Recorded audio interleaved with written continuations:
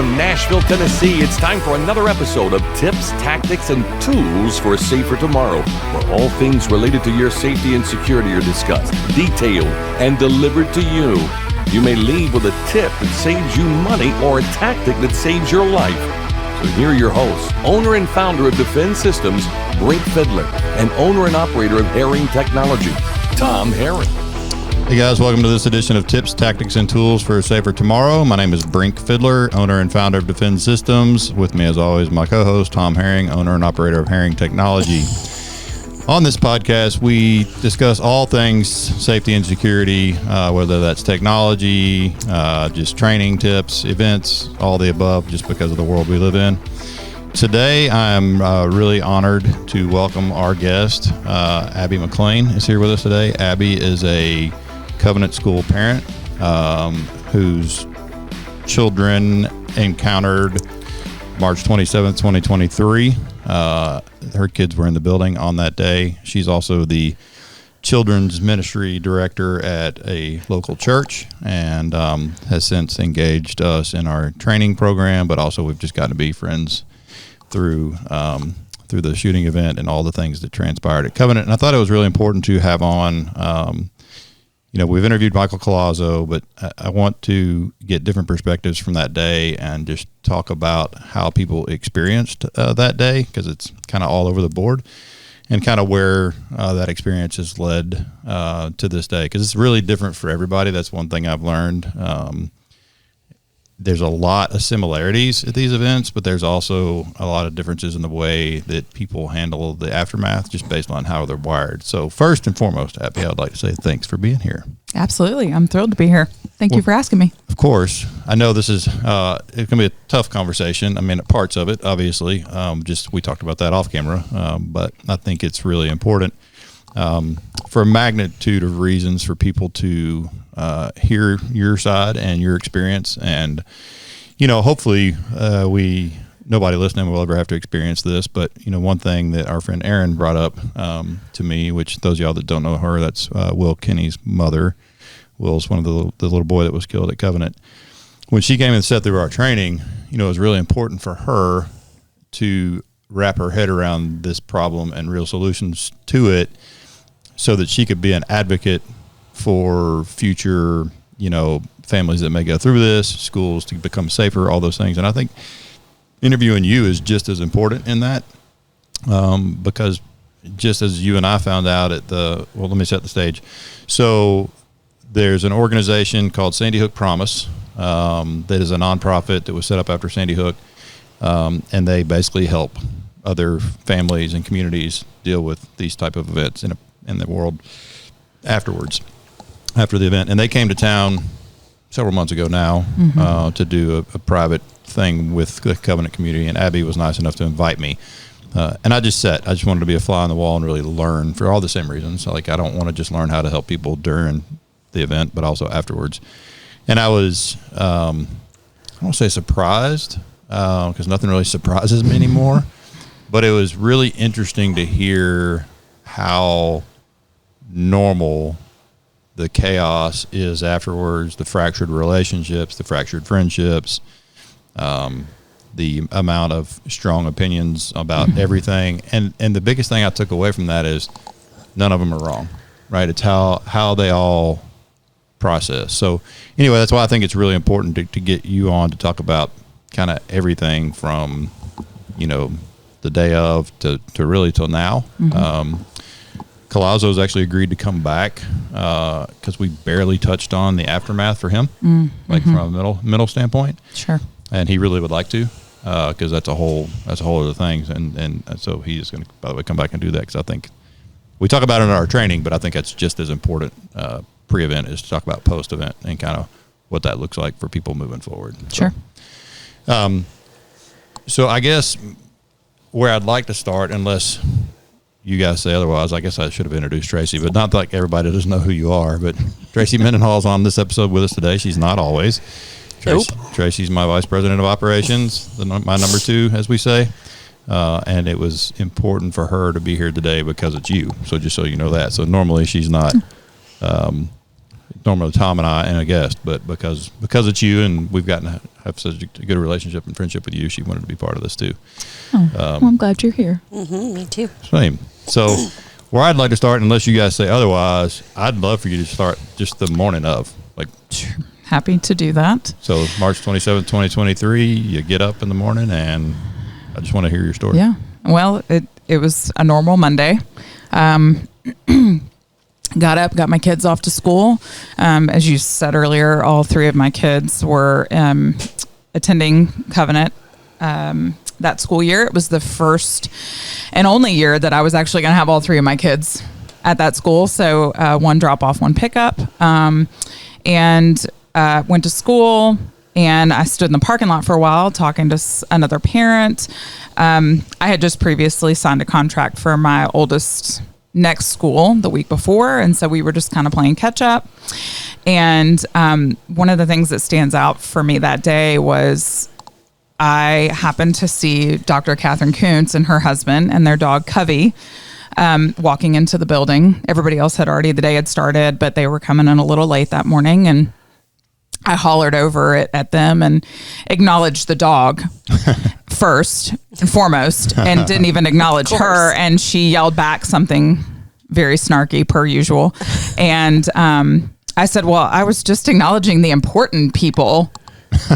And, and that was my ultimately last interaction with her. And we laughed about it. And I said, you guys have a great day. And so I went on to work. I had a meeting that morning off campus from the church that I work. And I was with two colleagues at Siloam. It's an organization that we were looking to do some outreach work with our youth group. And I was finishing up the tour of the facility with my two coworkers. We were sitting on the kind of like a little back deck area. And it was a pleasant enough morning. So we were back there kind of wrapping things up. And I remember seeing very vividly several helicopters fly over the top. And I don't recall if they were, police helicopters. I don't know if they were news cameras, whatever it was. But there was a significant number of them that kind of flew over. And so I kind of noted that. And then my phone starts ringing.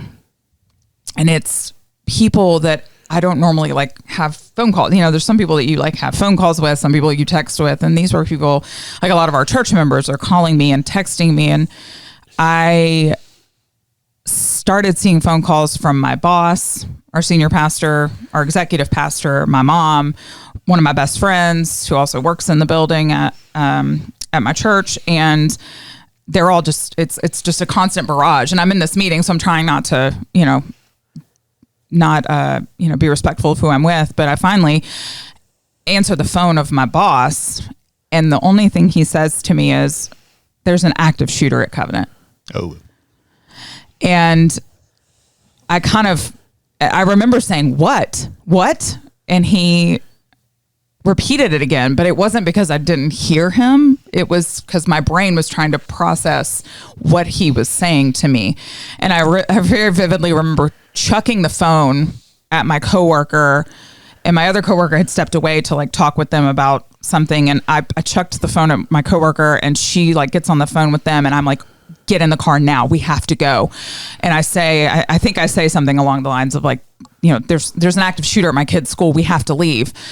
And so we immediately get in the car, and I jokingly tell this colleague of mine, he's in his 60s, and afterward I ragged on him because he was driving so slow that day. I wanted him to speed through traffic to get to my kid's school. Uh-huh. And so we start driving toward Covenant because nobody knew where to go. We hadn't heard anything from the school yet. I mean, roughly this is around probably 10:30 in the morning. So everything has transpired, everything has happened, but we're just now getting notified of things that are happening. We haven't heard from the school yet.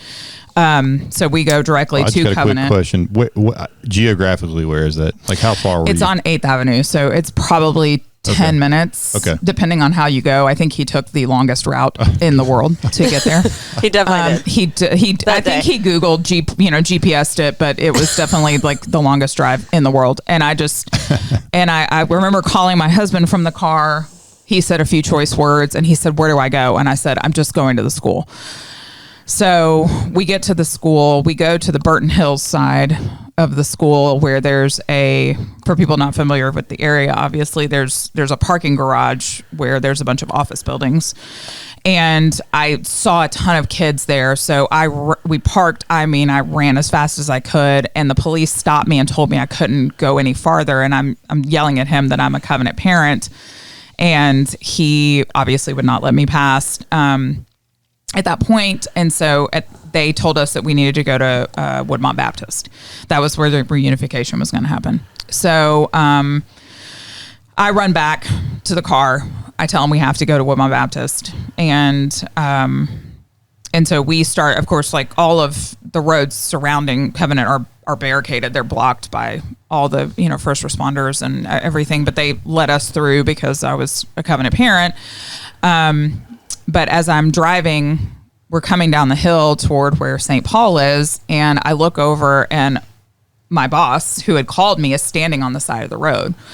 So I immediately I yell at him, roll down the window, I yell at him, and he jumps in the back seat with me, and it was the first time that I truly fell apart.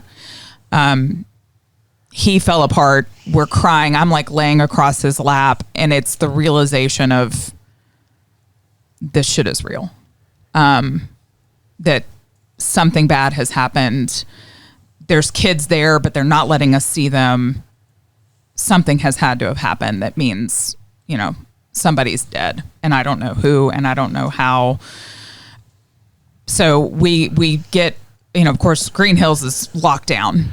And so it takes us what feels like an eternity to get down to Woodmont Baptist, and we park at the church across the street, and I just run across Hillsborough Road. Like a car could have hit me going a million miles an hour, and I would have kept running.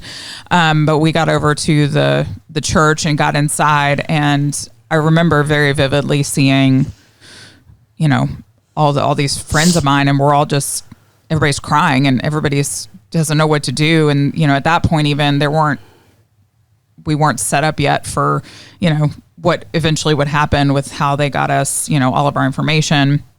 We got there quick enough where they weren't ready for all of that yet. But that's how I got to that point. Okay. So no kids at the church yet? No. Just parents? No, just parents. Or any police there yet? Yeah, there were police there, but I think more and more started coming that way. And of course, once word got out, that's where we were. Then the news media, outlets, national news outlets all start showing up on the perimeter of that space. And at that time, you have no idea who's hurt. No. Any status at all. No, nothing. We have no idea. I know, the only thing I know is that my oldest is fine. That's the only thing I know, because Covenant's a very small school. We have text message threads with the moms for all the grades. And so we had gotten notification that my oldest was fine. What grade? Fine. At the time he was in 6th grade. But it ultimately took me over an hour to find out about all 3 of my kids. That's not a normal hour. No, that's a terrible hour. It was, yeah. It was probably one of the worst hours of my life. Yeah, for a lot of people, right? I mean, you were in that church with a lot of people in the exact same boat. Yeah. Do you know, or do you remember at that time, obviously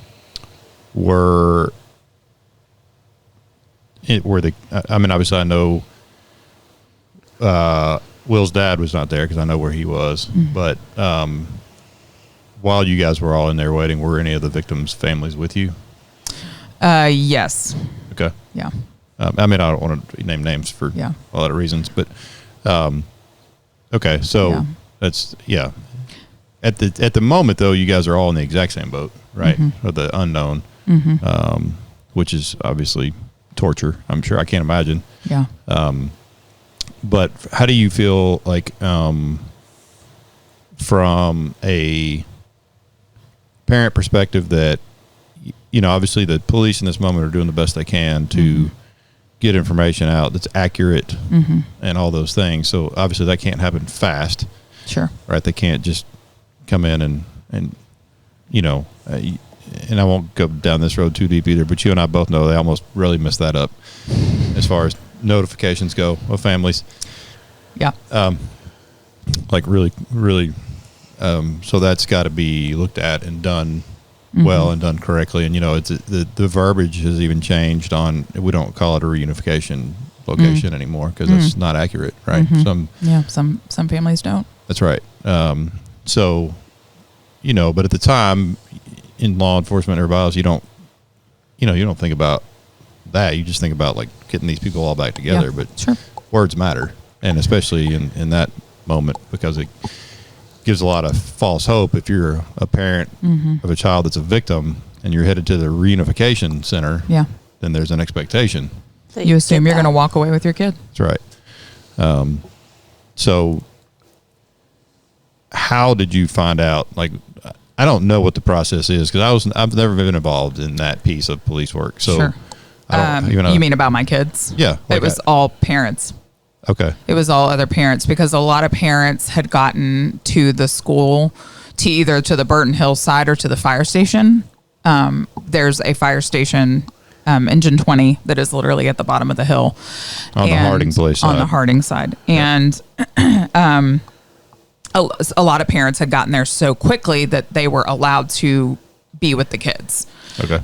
So most people were finding out about their kids from other parents. From kids that were inside the school. So they're talking. And I guess one of my kids, my youngest teacher, was also one that I just got a text that was marked safe. Like that's all that it said. What grade was your youngest? He was in pre-K 5 at the time. Okay. So he was literally 5. Okay. I know we don't want to get too much into your kids for obvious reasons. They're your kids and this is their story to tell. But do you mind talking about like what you do know about just kind of grass tops, what they experienced, like based on where they were? Not how it's affected them, not any of that. Sure. That's their story to tell. But sure. But just as far as a factual timeline, what the class did, what the teacher did, because it's, if I remember right, it's 3 different scenarios. Yes, very different. They were all 3 different, very different. Yeah. Places in the building. My oldest and my youngest were both downstairs, and my middle child was upstairs. And she was friends and classmates with the 3 kids, so she has a very, very up close and personal trauma from that day, from what she experienced in that classroom. So, and we'll get into that in a minute. A lot of people don't have any clue what you're talking about. I do. I want to break that one down, but I want to break that one down last, if you don't mind. So, people don't know anything about the building. So, 6th grade, downstairs. Well, they were not in a class. Right. Where were they? They were supposed to be, but they weren't. They had been outside playing, hanging out, taking a break. And they just happened to be coming back inside at the time and found refuge in a closet. Yeah. So, and obviously this came up, everybody here knows this, but people listening won't know that a week to the day after I was asked to go meet with the faculty and then go meet with the parent community and answer questions. And that was a lot of fun. Law enforcement originally was going to attend that as well, which would have been pretty helpful. But then for some internal reasons, they chose not to, and that left me, which is fine. I had answers, so I was happy to give what I could to just help the community. And that, of course, came up that night about why in the world would you go in that building if there are shots being fired? And so I want to lay out for people specifically what happened was, as that class, 6th grade, is coming back into the building, there's a few of them inside, but not all of them. It's literally the line is kind of coming through the door, and they hear shots outside. They don't know where they are. They don't. I mean, it's too hard to tell where they're coming from. Right. You don't want to run outside and hope you don't bump into somebody shooting a gun.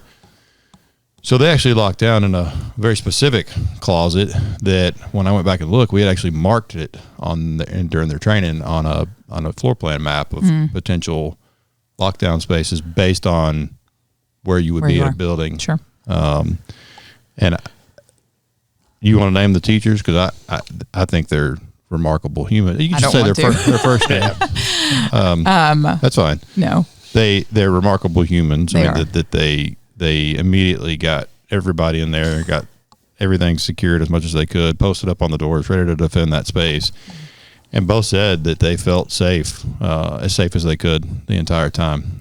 Matter of fact, one of them, when the police finally get to their door of this massive closet, and won't say where it is, but the officer's saying who he is. Matter of fact, it's Cato, Leonard Cato, and he's Officer Cato. Well, we've got all the 911 calls, and she calls 911 and says, "Can you confirm that Officer Cato is a Metro police officer before I open this door?" I'm like, "You go, girl! That's freaking awesome."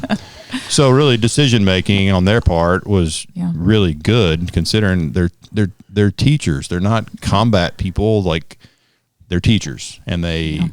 But what we find with teachers. Obviously, the training we do is a heavy topic, right? Obviously. And a lot of administrators are hesitant to put us in front of their faculty. But what we keep telling them and what we find with teachers is they want this information.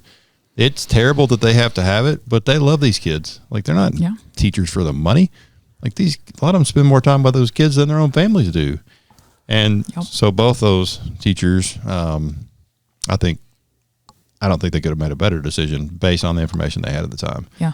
And it proved to protect a lot of kids because that gunman walked a long walk extremely close to them. Feet from where they were, and had no idea and never once thought to do anything to check because they were doing what they were supposed to do in that space. So anyway, I think that's sixth grade. Let's go to pre-K 5. Actually, same kind of scenario. Outside, they went outside because if you are have any knowledge of the shooting itself, the fire alarm was going off the whole time, so they had already evacuated the building. But same scenario, they don't know where this person is. They don't know. Do we run toward the hills literally, or do we find a place to hide these kids? And they chose the second of the two options, and so they got back in the building and locked down in a bathroom in the classroom. And just so I know, nobody else here knows the floor plan, obviously, but that's the bathroom that's near the entrance. No, it was an interior, like in a classroom bathroom. Yeah, but near that classroom is near Diana's. Yes. Yeah. I know exactly what you're talking about.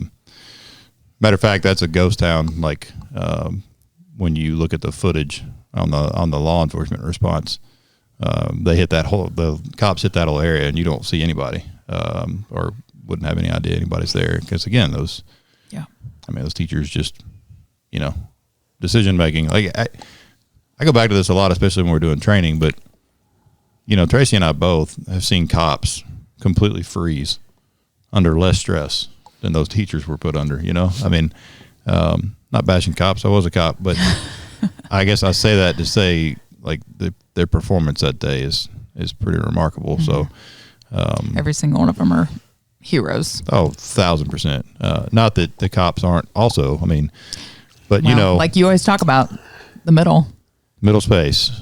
That's where the real difference is made. And the cops got there and took the shooter out in 14 minutes, but you know what that means? That means for 14 minutes it was teachers versus gunmen. Right. Like that was the 14-minute battle that was happening.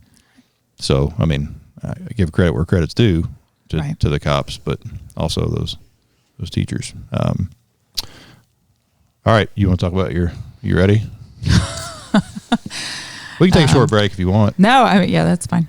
Okay. I try not to go into too much detail, obviously, because it is in my mind, it's a very sacred place. It is a very sacred moment that these kids experienced. And it's, as you mentioned earlier, I mean, it's partly their stories to tell. It is their stories to tell. Suffice it to say that, my middle child was in one of the classrooms on the second floor that she came up that hallway and knew they were in those classrooms. And I'll back up so people don't know what you're talking about. The shooter came up. She came up that hallway and she knew they were in the classrooms, and then fired rounds into both classrooms of our third graders. So if it wasn't for those teachers and their quick actions, getting the rest of the kids locked down and in their hard corners and in the safe places, then things could have been so much worse. Yeah, no doubt. So the people, you and I obviously know that event sure. inside and out, but some people listening to this won't really understand one. So to kind of set the stage, the shooter makes it into the building, shoots our first victim, which is Mike Hill. Happens to be under a smoke detector when she does that. Smoke generated by her rifle set off the fire alarm, which caused a lot of confusion in the building. So a lot of people that didn't hear the shots began to evacuate. The shooter then takes the first stairwell she comes to, gets to the top, and that dumps out into the hallway that Abby's talking about, which is the third grade hallway where the third grade classes began to evacuate. So obviously your child's class was first into the hall. Mm-mm. No? She was not. Yeah, her class never fully made it into the hall. Okay. Yeah. Got it. That's right. So they were waiting. They had started into the hall, and they were kind of right there in that. Right. So the two third grade classrooms, for people that don't know, are right next to each other. And there's kind of a little inset alcove where both doors are. And then across the hall, it's exactly the same, but it's second grade. Second grade, my understanding it from both of them had lined up in their rooms, but had not come out in the hallway yet. But obviously, there was a lot of confusion too. There's a lot of misinformation. Tom, I know you remember this right after the shooting that, the bad guy pulled the fire alarm. Mm-hmm. One of the kids pulled the fire alarm, and all that's misinformation. It was the smoke generated from which has happened in the majority of happens a lot. These, and we know for a fact now it's gotten kids killed twice because the same thing happened in Parkland, Florida. But regardless, the kids are headed out, and anybody that knows anything about fire evacuations for a school, the teacher is the caboose, right? Like the teacher's role is that you can't leave the classroom. I mean, Tom's a former teacher. Like, you can't leave the classroom until you confirm every child's out. Right. And so the kids are on their own. Like that's why they have line leaders and all the things they have, which that's what Will was that week. So, the stairwell that she was coming up, for people that don't know that place, the stairwell door is on the same wall as their classroom door, about 22 feet down the hall. So it wasn't far for them to come out and go hit the stairwell, right? And as I mentioned, that is the stairwell. The shooter happened to be coming up. So obviously those kids being confronted with that didn't really have didn't have any chance. And I don't think an adult would have either, just based on what I know. But right. Tracey and I, our whole team talks about this event in a lot of detail, and we break it down and we show diagrams and pictures and all the things because of all the wins that happened, right? I mean, for the people that are listening, I know the four of us know why, but we use it as part of our training just because of the remarkable good decisions that were made that day and all those things. But earlier today we trained at school, so I've already talked about this in a lot of detail, and it still shreds my soul, even though it's coming up on 2 years, for obvious reasons. So anyway, that's just, I needed to break that down. But so in that moment we were talking about, the kids. Will was the first one to go in the stairwell, and Hallie and Evelyn were right behind him. And based on what Tracey and I saw in that stairwell, the shooter was 1,000% on the halfway landing. So if you guys picture a stairwell, I mean, if you open the door to a stairwell and step out on the landing, you're maybe 7 feet from distance in front of you, right? So I don't care who you are. I don't care if you're an adult or not. You don't have a chance. Your brain in that moment is not going to process a gunman with an AR 7 feet from you if you're evacuated on a fire alarm. So I say that to say they didn't have a chance. I don't care who you are, cop, whatever, gun on you, it doesn't matter. Like it's too fast. But of course, now we got gunshots in the stairwell with the door open, right? Because all the kids are funneling into that stairwell. Well, all behind them are the rest of that class. Mm-hmm. And right behind them, paused at the door, but basically in the hall is your kid's class, mm-hmm. right? Mm-hmm. So those kids, obviously not the first three, but everybody beyond that, out of instinct, mm-hmm. Ran back to their classroom, to their teacher for safety. And the first classroom they come to, which is the classroom of the kids that were killed. I've talked to all these teachers, but I talked to their teacher at quite at length, and she said, I heard it, I knew what it was. I went to my door, pulled it closed, got the door locked, and in the moment she was, in all their classrooms they have window coverings, mm-hmm. and for those that don't understand that, that's just basically a some sort of material that you can drop during an emergency to take vision away from bad people that are trying to look into your classroom to do bad stuff. And the teacher knocked her as she was reaching for her window cover, and she said, I saw motion in front of me. And I looked down, and she was face to face with the gunman through her window, who began to raise her rifle up. Teacher dove out of the way. Gunman proceeds to empty a 30-round magazine from an AR into that classroom through that door, and sprayed. A lot. As much as you could possibly get. Tracy and I went in that room on the crime. We spent 2 days in that school, actually. She got everything she could get from the door. And they at the time they used a group me chat for emergencies. Not a huge fan of, for the record. I like radios, two-way radios, for a lot of reasons. But that's what they use, and I have the chat. And Kate is on there later trying to describe what the gunman's wearing, which is camouflage. But of course, you can't hardly read it because typing under stress is very difficult. Mm-hmm. But anyway, so she did that, got her kids where they needed to be. And then there was a reload, mm-hmm. And then she did the same thing to the door next to it, the other third grade door where your child was. Mm-hmm. When I show pictures from that day, the window covering on your child's classroom was down when I took the photograph. It was not down during the shooting. The teacher did not have time to get her window covered. There's one child in that classroom who, in a panic, tried to dive under a desk, and the shooter took a very deliberate shot at that child. There's a bullet hole in that desk. That child actually still has shrapnel in her body. She did survive, but she dumped an entire 30-round mag into your kid's classroom also. And same, as much as she could get from an angles perspective. But, everybody in that classroom survived also because, those teachers, again, we ask them to teach, mm-hmm. we ask them to do a lot. Just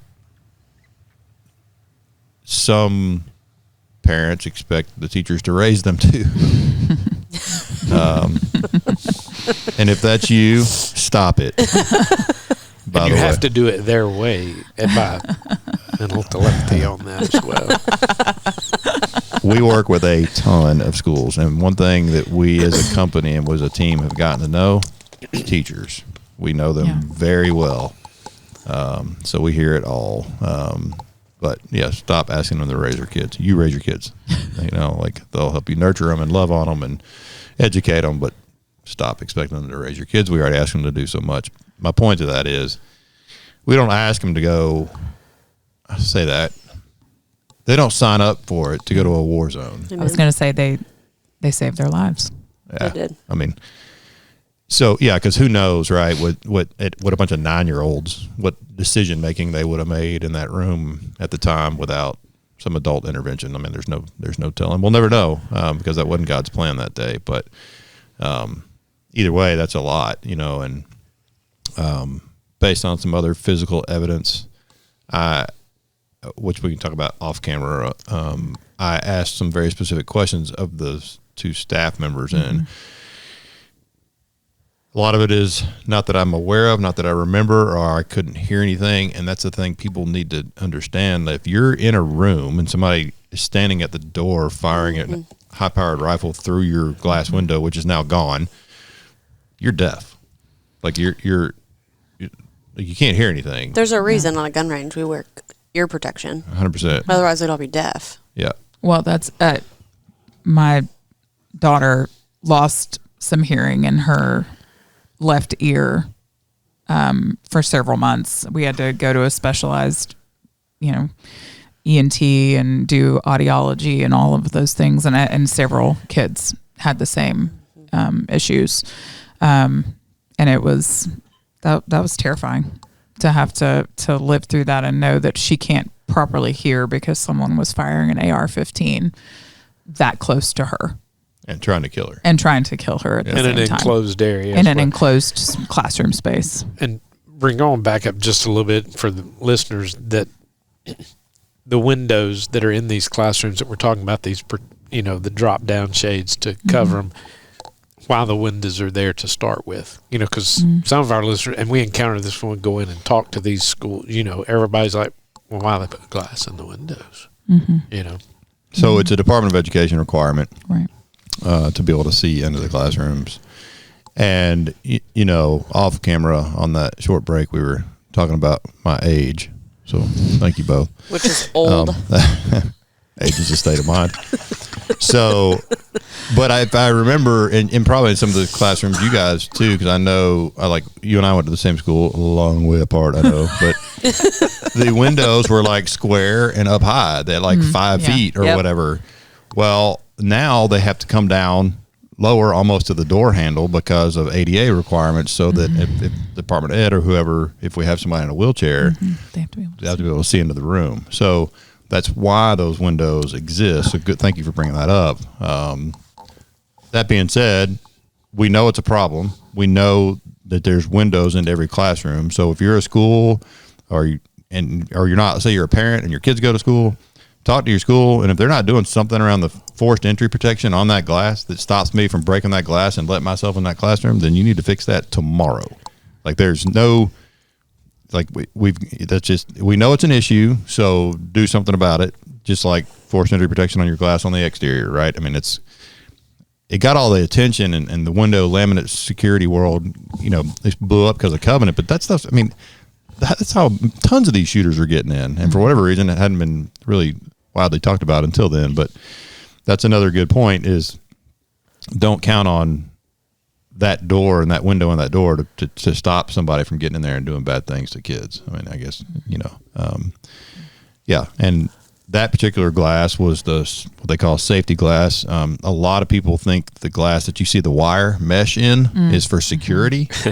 It's not. Okay, it's kind of old school safety glass, similar to tempered type design.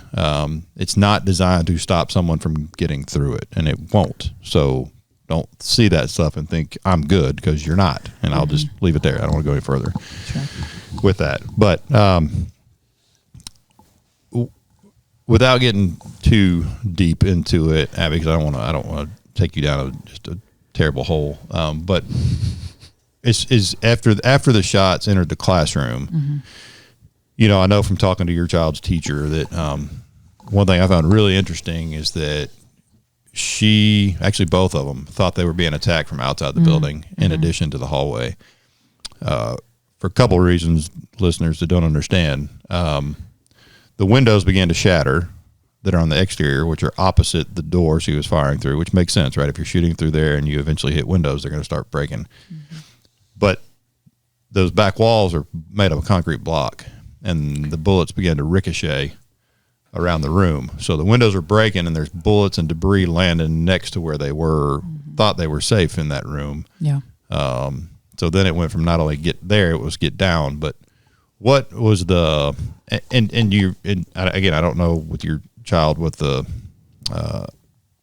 how vivid and detailed the memories are, but like at what point in that room are you like, okay, that's over, or is it not? Like, did they hear did they hear anything else after that? Like, because the next shots after that, for people that don't know kind of the order in which things happened, the kids were killed at the top of the stairwell, and so was Miss Peak, the substitute teacher, who just happened to end up at that intersection. She wasn't part of the class that was there. And then she does this to your child's classroom and the other one, and she reloads again, and she doesn't go very far till she encounters Catherine and shoots and kills her, which is the head of school that Abby mentioned in the beginning that had the dog walking in. By the way, I should have said that then. But, like, what's next? Like, do they hear the gunshots when Catherine are killed, or do you know? Trauma has completely blocked her brain. Okay. Common. Very common. And she will not talk to me about anything. Even if she wanted to, I don't think she will. Okay. She's been in significant therapy. And she also is doing significant EMDR work, which it's kind of hard to describe it, but it's with bilateral sound and, like, we call them buzz. They hold them in their hands and tapping and things like that to really kind of dive more into specific, very specific moments in trauma. So we're, honestly, she has never told me a lot of what happened in the class because she can't remember a lot of it. Sure. She remembers a lot of loud noises. She remembers the glass everywhere, and having to, like, crawl up through glass. But for her, I think she was paralyzed from fear and shock. And that's all that we have ever really been able to understand from her.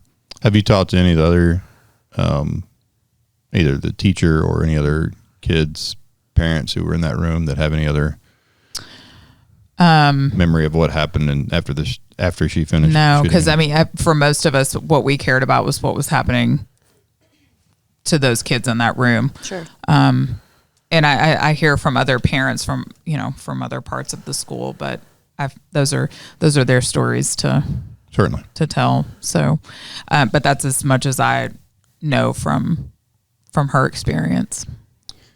You mentioned crawling through glass.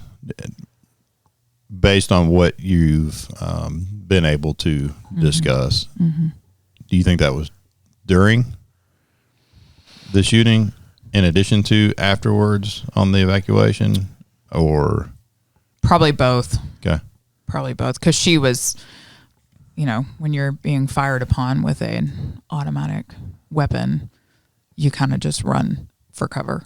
You don't. Your brain's, that your 9-year-old brain is not telling you. They're just telling you to get back in the classroom, and that's where you're going to be safe. But she was on one side of the classroom and had to move to another side of the classroom to truly get to a safe place. And so chances are it would have happened somewhere in there too, crawling across, trying to get to a safe place. Yeah, I can tell you. But also, yes, after the fact as well, of just trying to get out of the space. Like leaving. Okay. Yeah, evacuating. Later on. Yeah, later on. Yeah, there was glass everywhere. I mean, Tracy and I went in there, and it was. Yeah. Yeah, and I said this earlier today when we were doing training, and so I'll try and hold it together this time. But one thing that I still struggle with when I show some of those pictures and talk about that stuff is like is reconciling in my brain that I'm looking at water bottles and sippy cups and backpacks and bullet holes. Specifically your child's teacher, her water, like, it wasn't a Stanley, but that type of cup was on her desk and has a bullet hole through it. Yeah.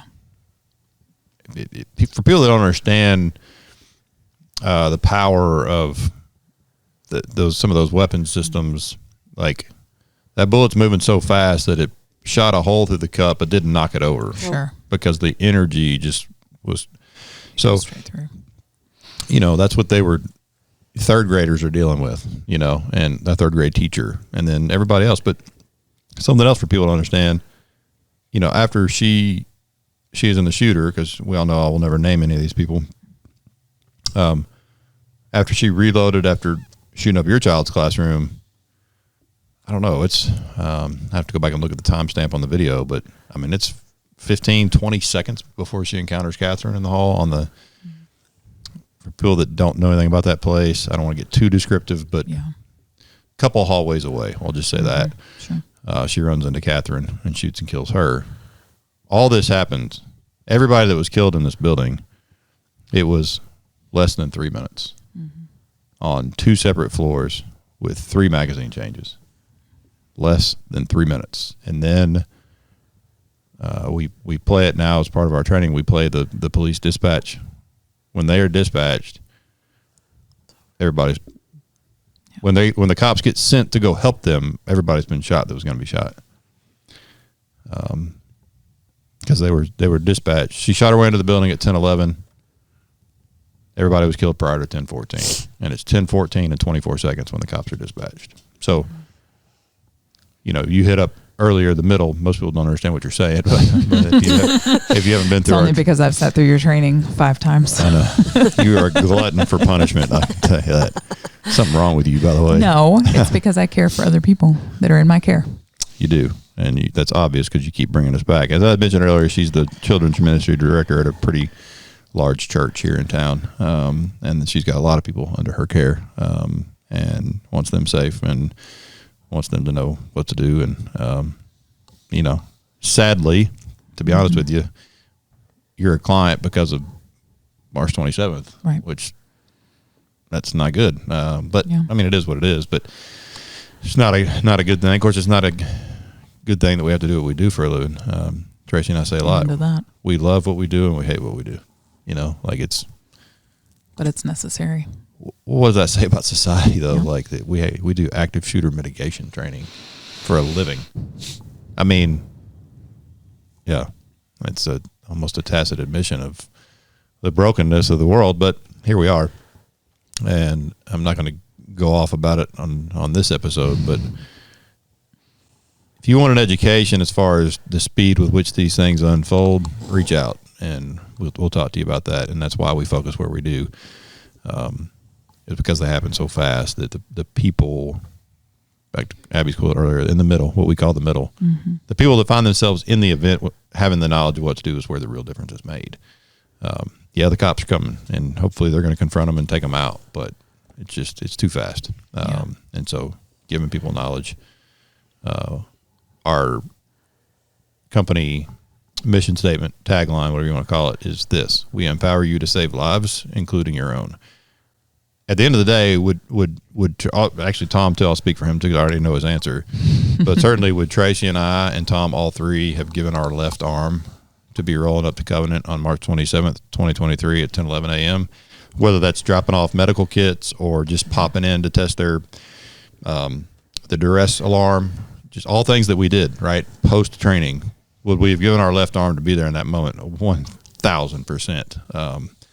Because we still have a certain skill set, and I say all the time, we're retired, not dead. Yeah. And we're going to get involved. And if something bad is happening, that's just who we are as people. And so I say all that to say, would we have given our left arm for that? Yep. The reality is not that. The good guys are coming, but they're not there. And so a friend of mine that does our radio commercials says, at the end of the day, you are the first responder. I mean, first responders get called first responders, but that's not accurate. I mean, they're really second responders in all reality. So first responders are it. Go ahead, Tom, you guys. No, well, I mean, I do. Because it's a problem. With that mindset of, I don't have to do anything, I'm waiting on first responders. And so we shift that duty, expecting that. And in our society now, unfortunately, it's not. It's the teachers that are there, the co-workers that are there, the owners of those, we don't do all schools, but schools, businesses, or whatever, there's a general liability to have protection for your people. And if your protection is waiting on someone to get there to do it, you have a bad plan. 1,000%. Well, it's just the same with your medical stuff too. We talk about this all the time. Like if your plan is to wait for somebody else to get there to put the tourniquet on your leg so that you survive, you're dead. Like that's not a plan. Waiting for somebody else that knows has that skill to come save you is not a plan. Well, and to your point, and off of our previous episode with Colazo that we've already mentioned, in the time of these events, their responsibility and their time is spent on, taking out the They threat. gotta take out the bad guy. Yeah. While the wounded are walked past until it is secure. Yep. And so not being able to do what you guys are teaching, there again, it's a personal responsibility or a business responsibility to create a plan and have that in place. Stop the killing is always first at these events for law enforcement. End of story. It has to be. It doesn't matter what jurisdiction you're in. It's stop the killing, stop the dying, evacuate, process, crime scene. Tracey, a lot of people listening, well, I don't know. I think a lot of people that listen to us are people that are been through our training, so they know this. But people that haven't been through our training don't know this. So on a complete femoral disruption, i.e. your femoral artery in your leg is completely severed, how fast are you dead? Less than 3 minutes. Right. So one of the people killed in Las Vegas, a female, was shot, single gunshot wound to her leg is what took her life, because your femoral artery is a massive artery in your leg that is humongous and bleeds really fast, and you can die really quickly from that, and you can literally save somebody's life and stop that from happening with a tourniquet. Potentially a pressure point, which we teach those as well, but certainly a tourniquet. And it's why we include the pre-hospital care and trauma training. The reality of it, and we say this every class because we don't fearmonger, right? It's not something we do. The reality is, like, we're teaching you this skill set as part of an active violence mitigation training program. You're going to use this skill set at a car crash, Yep. Yes. or a boating accident, or whatever. That's reality. Mm-hmm. But it's a life skill. Yep. I mean, it's not difficult, and it's not fun. I'm sure you can attest to tourniquet pain. I had a bruise on my arm the first time for Oh, a you week. poor thing. I know. I'm It so was so sad for you. But did you at least think of us when you looked in the mirror and saw your bruise? Huh? You poor Yes. little baby. You guys you permeate my brain in so many ways. But you noticed earlier, you guys, she said she's been through our training five times. So clearly she keeps coming back. she's We're okay doing with the something tourniquet. right. Hey, but really, it's because every time that I go to a training, and yes, I'm doing it because I need my people where I work to have a better understanding of what to do in these situations, to protect people, but also then to mitigate any kind of medical issues that might happen. And I learn something new every single time I sit through it, because the first time I sat through it was only in September of 2023. So we're, we're 6 months out of Covenant happening. And, but I felt it was so necessary for me to do that, because how can you not care enough about other people to need to do this over and over and over again to make sure that I didn't hear a thing you said in September of 2023. Sure, yeah. No. I cried my way through that. And then I was like, well, I got to do this again because I didn't I listen missed to it a all. word you said. I mean, it was great to have you, but I don't either. Listen I don't. When he talks about certain things, yeah. my ears just go. Yeah, they just turn Welcome off. to the club, Yeah. Tom. Yeah. And then Welcome to the club. when he started crying, I was like, well, I'm done for Yep. the day. Toast. But it really is. I mean, you have to hear, I think there's you have to hear something so many times or do something so many times before it really permeates your brain. And that for me is this training. I mean, I'm doing it again next month. Yep.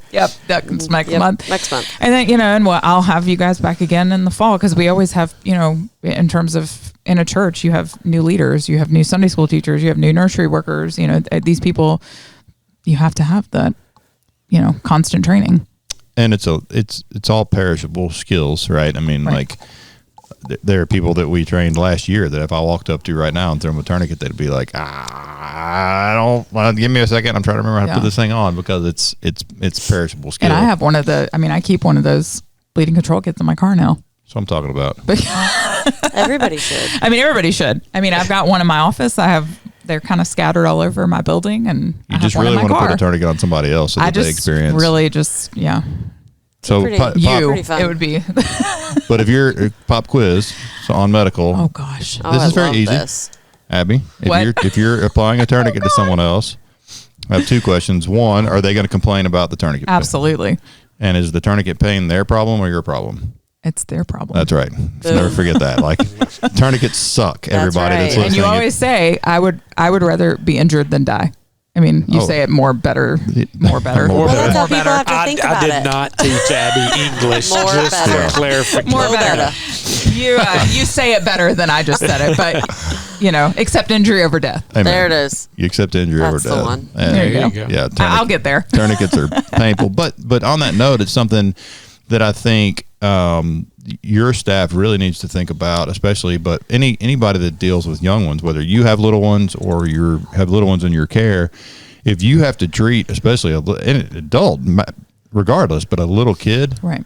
that you're going to hurt them really bad doing this to them. I mean, they're going to be screaming bloody murder, and it's going to make you want to stop. Yeah. But if you stop, they're going to die. They're going to bleed out. So, like, yeah, it's just something to wrap your head around that we try and cover with everybody. And then, one other thing we try and talk about with schools, over 80% of school attacks are conducted by a current or former staff or student. Yeah. And 90% of the 80 are students. So when we're talking to especially security personnel at a school, hey, ma'am, sir, understand this. Mm-hmm. If you have one of these events happen here, it's going to be a kid you know. I mean, that's just what the data tells us from a statistic standpoint. So you need to wrap your brain around that before you're looking down your firearm at that kid that you used to high five in the parking lot. Like you can't wait till the moment of to try and process that, because more people are going to die if you do. But that's the sad reality. So let's not. It's what, again, back to training is about for many reasons. But let's not wait and process that during that time. Let's talk about it ahead of time so that our brain's kind of already gone there. Speaking of brains going there, I would like to talk a little bit about aftermath for you. Yeah. If that's Absolutely. fair. I mean, I just think it'll help people understand post-trauma. It's a lot. Yeah. Yeah. That's all right. But I mean, I talk about this all the time in training. Lots of stuff causes trauma. Absolutely. Lots of stuff causes mental trauma. It's not just active shooters or whatever. There can be We've all experienced trauma in some form or fashion in our lives. 100%. So, for you, like, was it your, we were talking about this the other day on the phone. You're more type A. You like being in control. Yeah, I do love. Yep. I mean, I do you're, love that. you're wired like this whole. I'm an Enneagram 8 and I'm a type A person. So, Oh, there you go. I don't know the type 8 thing. I need to look into that. But yeah. Mm-hmm. So It's called the Challenger for a reason. oh, Shocking. true words. Very accurate. But because of that, so you're more of a I'm good, put up a wall kind of personality. I mean, it's just Sure. so for Feelings you. are gross. Where my feelings are all over everywhere all the time. Yeah. But no matter if they're mad feelings or sad feelings, they're feelings everywhere. Yeah. So, like, how soon was it? I mean, was it on March 27th that you kind of realized, or what helped you realize, okay, this is trauma. I've got to deal with this. I got to get my help for my child to deal with this. And like, what helped you get there, or was it on your own, or just kind of talk to me about all that? I mean, I think it was that day. I mean, look at the history of mass shootings in this country. And I know just reading stories from, people like Nicole Hockley from Sandy Hook, or, Nick Rubio from Uvalde, and, so many others that have told stories about this and lived out their trauma in real time for us. I very quickly understood that this is going to be a long, arduous process of not only dealing with my trauma, but dealing with 3 kids, and with how young they were. They were 5 and 9 and 11 at the time, and they're now 7 and 11 and 13. And, here we are almost 2 years out, and it's still very significant, if not more, especially for my older 2 kids, because they're getting older and they're asking questions, and they're trying to just now really begin to process what actually occurred that day for them. And I think too, something that goes not talked about a lot in this, you have victims, you have the victims that have been killed. Every single child and teacher that walked out of that building is a victim. Definitely. Every single parent of those children that walked out of that building are victims. Every single spouse of those teachers that walked out of that building are victims. And that's something that I think it took a lot of us time to like really process ourselves is, oh no, we're actually victims too. Like our kids are victims too. Because you have this, survivor's guilt, especially with my daughter. I have a lot of survivor's guilt because she has 3 friends that are no longer with us. And I have, and those are friends of mine who lost those kids.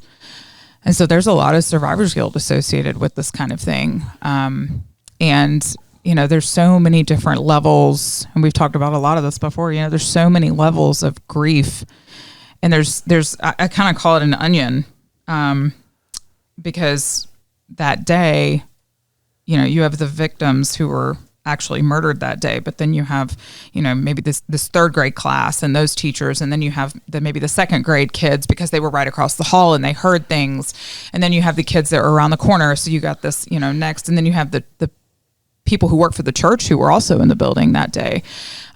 You've got these layers of trauma and grief that are happening, and that's hard to wrap your mind around, that there's so many different levels of that. And again, I think so many of us, I know, speaking for myself, I feel like I'm just now starting to come out of a fog, and it's been almost 2 years. So many of us, I had been in therapy for almost 3 years, or I guess over 3 years prior, before March 27th. But, I was so glad I had my therapist, and we had a good solid 3-year foundation, and I kind of joked with her, this is my dark humor coming out, but I kind of joked with her, it was maybe 6 or 8 months afterwards. And I was like, man, I am so glad that we had all this groundwork. So you knew who I wasn't this crazy before all of this. I was a normal human being maybe before all this, but maybe maybe I think I was. She's probably that's actually inaccurate. Define normal. Yeah, right. But I was like, God, I'm so glad we had this time together, because it really does. It absolutely, any kind of trauma changes you so significantly. You just don't even realize it in that moment. Mm-hmm. And it takes so much time. And I literally, in my job, for instance, it took me until this last, kind of at the end of 2024 to I've always loved my job and had so much passion for my job, but I felt like I was just lost for the last year and a half. And just trying to do things to get through what I needed to get through to help myself and help my kids and help my community and help my, friends who lost their kids. Again, just being such a layered existence, I guess you want to call it that. Well, if you keep piling things on, and I do the same thing, if you keep piling things on and making it to where you have other people that you have to think about and support and love on, and taking care of those families that lost their kids, or taking care of, for Brink and I knew how hard that was going to be for him. So I joked and I called myself his emotional support pig for 3 weeks, because we were together for 12 hours a day, every day for weeks at that point. And we had already spent 6 months getting, together for work. And you, as a type A and as a control freak that you and I are, I want to fix everybody else's problems, and I'm going to take that on for you so that I can take pain from you. Mm-hmm. But I'm just going to take this pain that I have, and I'm going to put it in this bucket over here, and I'm going to keep pushing it down and absorb more of your pain. Yep. And that only works for so long. Yeah. 100%. And then you come apart, and you can't help anybody if you are not your best. They always say, the airlines, You have to put your mask on Yep. before you put your kids' masks on. And I think a part of me was like, oh, I'm totally doing that. I'm totally, cause I'm going to therapy. I'm doing this. I'm doing the sound baths. I'm like trying to take care of myself, maybe getting a massage every once in a while, but I really wasn't doing the work that I needed to be doing to make sure that I was truly okay. And I said this earlier. I mean, I literally just started doing EMDR. And if you don't know what it is, you'll have to Google it, because I don't really fully understand it just yet myself. But it takes therapy so much deeper, like levels deeper, and it really concentrates on these singular moments that, I experienced on March 27th and since then. And that's been, she asked me when I actually had it this morning, and she walked in and, how are you feeling? And I was like, I hate this. Yeah. But I know how important it is for myself and for my marriage and for my kids and for my congregation, for my friends who, are also walking this, for me to also be okay. Yeah. At the end of the day. You brought up something I want to go back just a smidge that's really important for people to understand on this part. So you brought up, sound bath and getting a massage and all that. But what you were doing is you were treating the symptom. Yep. Oh, 100%. Not the cause. Yeah. Right. Absolutely. And I'm not saying don't treat symptoms. I'm just saying for people that are listening, like, you got to determine the cause also. Right. Lots of things, but especially mental trauma, alters your brain chemistry. Yep. 100%. End of story. And that's why it takes a very long time. A lot of times it takes medication for people, because there's literally a shift in your brain chemistry, and that's not anybody's fault. It's not your fault. It's not anybody's fault. It's just a fact that I think a lot of people don't understand, or they think something's wrong with them or whatever else. We talk about mental trauma in our training, but we have a massive epidemic of suicide in this country among our veteran community.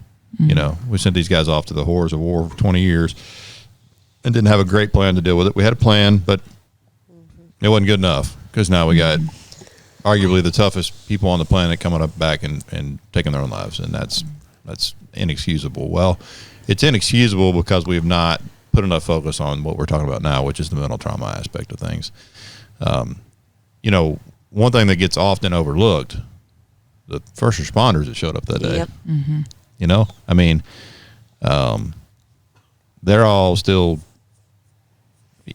There were 5, for people that don't know this, and I'm sure most of the public doesn't, but there were 5 Metro police officers who were involved in carrying those 3 9-year-olds to ambulances, Mm-hmm. and the ambulances were nowhere close. So we're talking hundreds of yards. You're carrying this kid. Mm-hmm. They're not doing well to this day. 4 of them are still there. One of those officers never went back. He turned his stuff in that night. So, like, this is real. Like, it's and most first responders know when they get into it that they're signing up for this. They understand it, right? Yeah.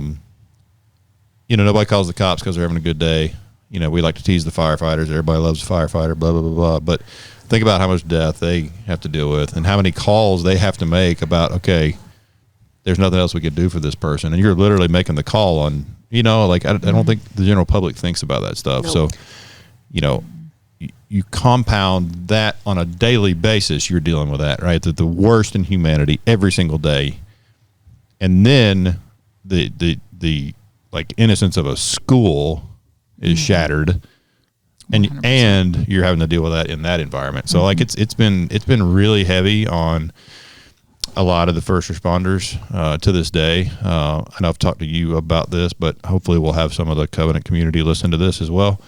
One thing we are working on that people on both sides of the house really want is we're working on an event, putting together an event where the people that were in that building, i.e. teachers, faculty, staff, church, the people that were in the building and experienced that event that day, and the men and women that responded, like, need to get in the same room, or at least need to have the opportunity to get in the same room, not make it mandatory, because there's some people that just don't want to relive it. I get that. Yeah. But there's a bunch more that really do. One thing Collazo brought up, I don't think it was in our episode, but he has never met Chad Scruggs and he really just wants to sit down with him. Like, you know, we need to create an environment for that to happen, because that's part of healing for a lot of people, is doing all those things. And it was interesting when Claudio and I talked pre-episode, I answered probably 15 or 20 things he didn't know, like about the day, about the event, about things that had happened. So I just think it's good. And so I think we're going to put something like that together. It just needs to happen. Not with parents, not with kids, like just people in the building, responders that day. Well, and it's funny you say that, because like I've randomly met, you know, MMPD officers at different places or different things, you know, not even having to do with March 27th. And I will ask them, like, what precinct, you know, and they're like, why are you asking me a precinct? Like, people normally don't ask me, like, what precinct? And I'm like, oh, well, like, my kids were at Covenant on March 27th. Like, I know that all these different, you know, precincts rolled up, and I just wanted to know where you worked.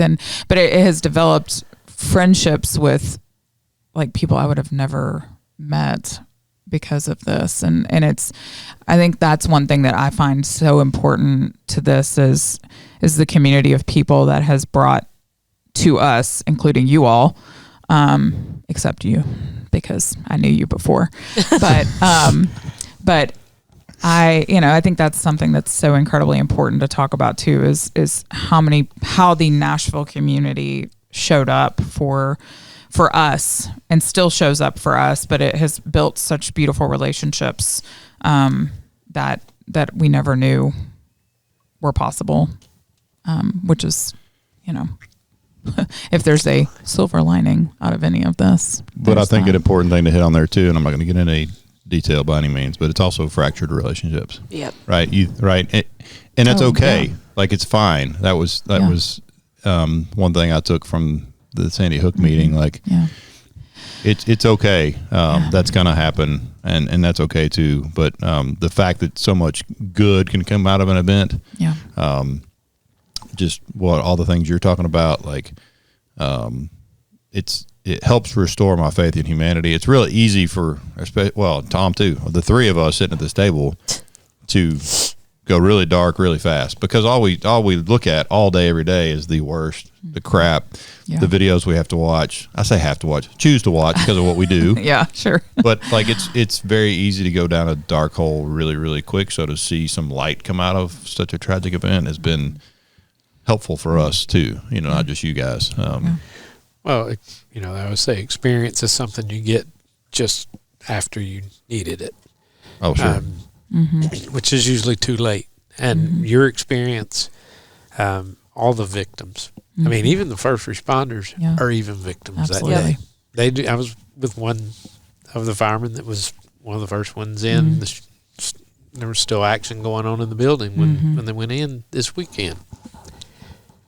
You know, I've known him, never knew anything of it, and it affects everybody. But Brink says we choose to watch, you know, and people are like, yeah, you're sick, man. What's wrong with you? We're trying to gain that experience and prevent it. Yeah. Because, as you know, it never goes away. Once you have it, it doesn't end that day as it goes off of the news media. Right. You live with it. Oh, absolutely. And I mean, I think that's something that, you know, we are such a fast-paced society, because, you know, Instagram and Reels and YouTube and like everything it's in and out, and, you know, got 24-hour news media, and things move on so quickly, unfortunately too, with school shootings, because they're so common in this country that we just move on.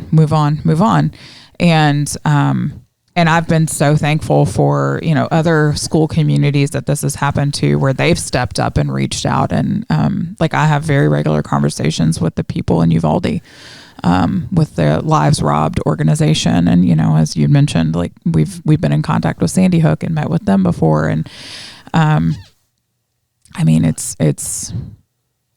is so easy to out of sight, out of mind. So easy. And all three of my kids are at different schools now. And,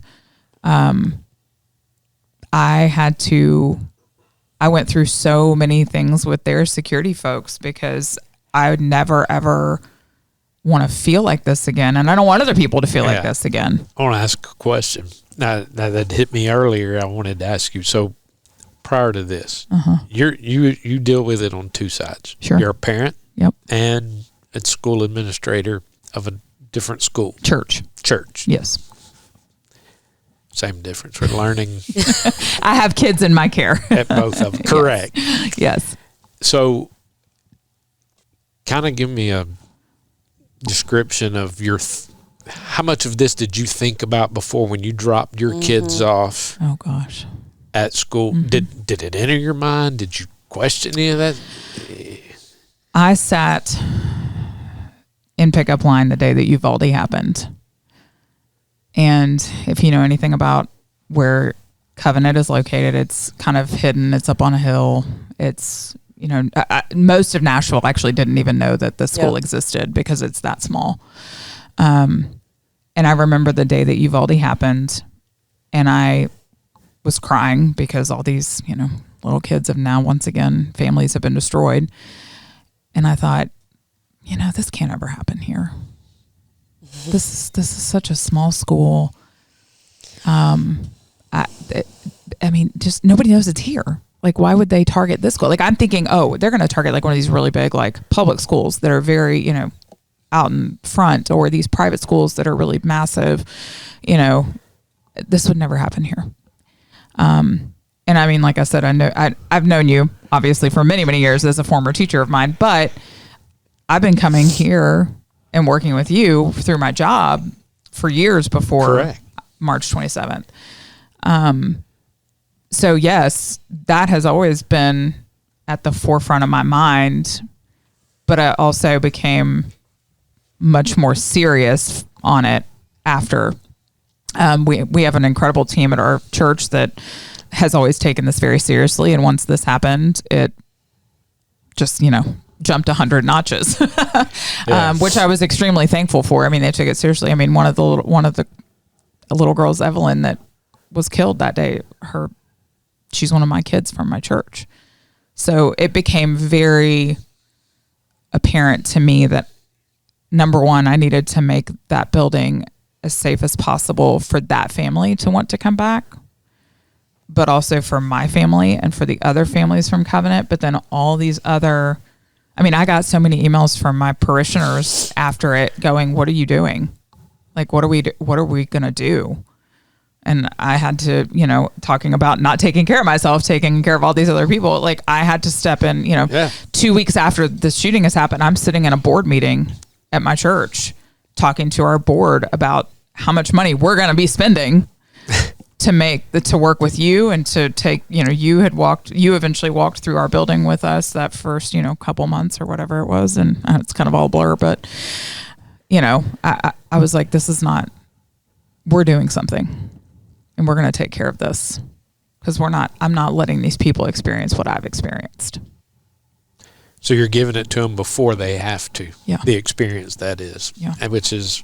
Because especially in my church, like they've all experienced this. They've front row seats to how traumatic this can be for people.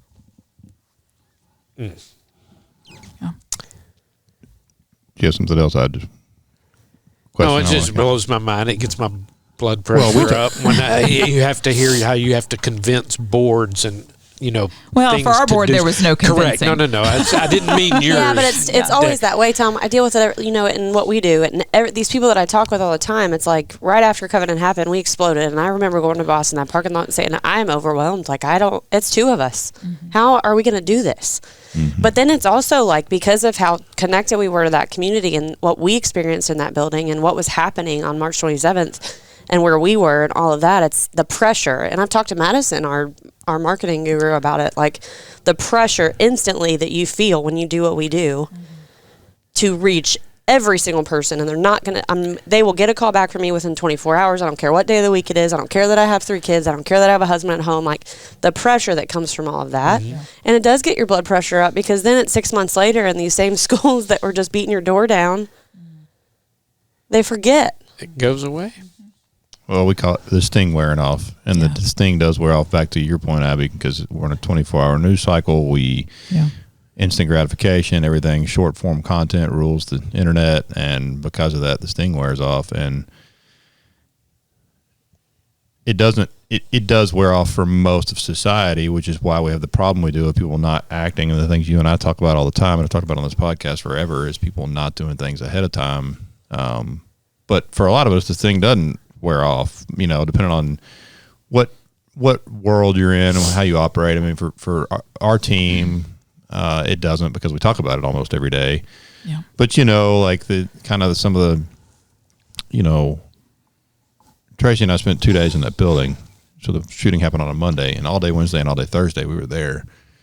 Wednesday was crime scene, walk through, study the scene stuff, a little bit on the Thursday, but a lot of that was getting kids' artwork packed up and lunch boxes. And, one thing you don't think about in the aftermath, but like, we didn't want the teachers coming back up on that hill, but all their cars were still there because they're all on a crime scene, right? So like they had to come get their vehicles, but you don't want them driving up the hill and seeing all these windows shot to pieces. You just don't want them to. Mm-hmm. So we're helping get their cars back to them down at the bottom of the hill, and just, we're fixers like you are too. And we couldn't fix this, So all we could do is jump in where we could. But like, I've got a picture, I was taking photographs in the building, and I've got a picture of Tracey. She happens to be in the picture. I'll show you off camera when we're done. But it's right there where the church office is, where that copy machine is, looking straight down second and third grade hallway. And this is, I don't know if it was Wednesday or Thursday, but you can just read it all over her. Like it's too much. So the reason for people realizing, and I know we're running a little bit long, so we're going to wrap up here in a second, but I have like one thing I want to close with you on. But the reason Tracey and I went in that building on that walkthrough, absolutely did not want to do that. And we've seen all that because we're cops, but it's different when it belongs to people you knew. Yeah. I'm not going to get any more descriptive than that, but we talked about it and said, like if we don't do this, if we don't go in here, there could be something in that building that tells us we need to be doing something different. We need to change something we're doing. And if we don't go in here and analyze that, it could literally affect somebody's life. So knowing what we were walking into, knowing it was going to suck, and knowing it was going to go with us for the rest of our lives, okay, fine. It's too important. Our mission was always important, but it's never been more important than in a post-covenant world. So with that, I'm going to kind of put you on the spot a little bit. Because you haven't been on the spot this entire time. That's right. But I just, 2 or 3 takeaways. What are the top 2 or 3 things that you've learned from this that you would want our audience to know, or whatever, whether they're a mom, whether they're a children's ministry director, whether they're working a cubicle? I don't care. What are I was going to say 3 things, but I don't want to put you on the spot too terribly bad. So what are 2 or 3 things that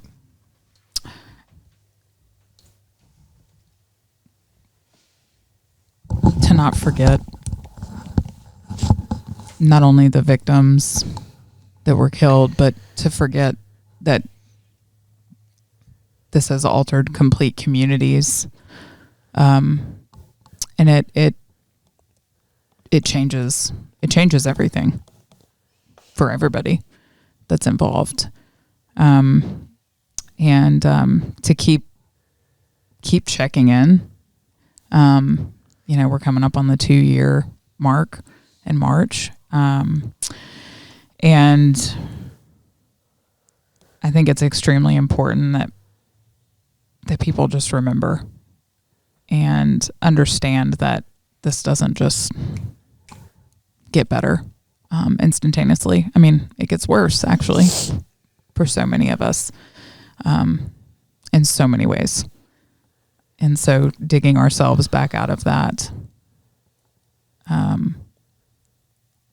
is extremely difficult. But to have people that care, that show up, is extremely important.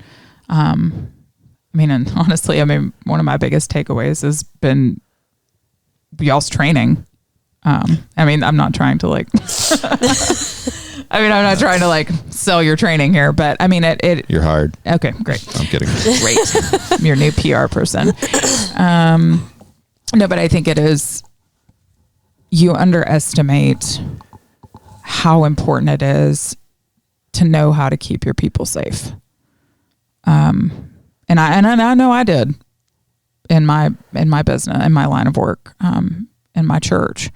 I thought I knew how to keep them safe. And I'll end with this. Remember the Antioch church shooting that happened? Yep. Burnett Chapel Church of Christ. That happened several years ago. I will never forget a parent came to me and she said, how am I supposed to sit in church and know my kids are downstairs and not be afraid that something like that's going to happen here? And I very vividly remember, and this is several years before Covenant happened. And I said, well, it'll have to get through me first. Amen. And I don't think I realized the impact of that statement until after this, and after watching our head of school do the exact same thing. But any single child that walks into my care is worth me doing that. Yeah, and I think people just don't. People know it's important. They just don't know how important, and they don't understand. We're not wizards, but when you hear the data behind these events, like the true timeline data, like it changes everything about your perspective, right?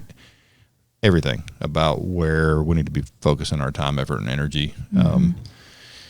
And obviously, you've put your trust in us quite a bit with your staff, your church, but also the March 27th community. Yeah. And it's obviously a different group than Covenant, right? Because there's people that are at Covenant now that weren't March 27th. It's just a whole thing, but right. But it is. I just don't want to get into it. But, your willingness to not only to put your trust in us, but to keep your trust in us with your community and opening your doors to further that mission of what you obviously are a believer in now. We appreciate a ton. I mean, it means the world. The fact that you're sitting here means a ton, because I know this has not been, it's probably easy, probably been harder on me than anybody. And I talk about it every day, but just go to therapy before you do this kind of thing and get it out there with all that free time I've got. We gotta find him some of that free time. Yeah, all that. But it's never been more important to continue the conversation. And to your point, don't forget, don't let this thing wear off. Like, I'm not saying you have to wallow in it. No, but don't let this thing wear off where you're not taking action, where you're not doing something, improving the physical security of your building, whatever it is. Do something. Yeah. Damn. Yeah. Don't